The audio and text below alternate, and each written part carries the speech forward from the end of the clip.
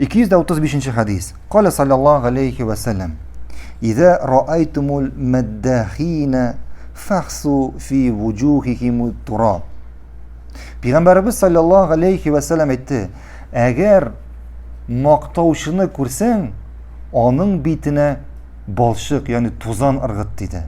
Ягъни мактаучы бер кешенең икенче кешене мактаганын күрсәң, шушы мактаучы кешенең битенә тузан ыргыт диде. Шушы мактаучы кешенең битенә тузан ыргыт диде. Бер вакыт бер кеше килеп Ибн Гумарны мактый башлый.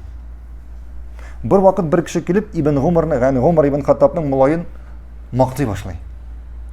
Шунда Ибн Гумар кулына балчык ала даган буның битенә ыргыта. Моның битенә ыргыта һәм әйтә, мин Пәйгамбәрбез саллаллаху алейхи ва саллям әйтте ди, әгәр мактаучыны күрсәң, аның битенә балчык ыргыт дип әйтте дип, шуның битенә тузан ыргыта. Һәм бу сүзләрен 3 тапкыр кабатлый.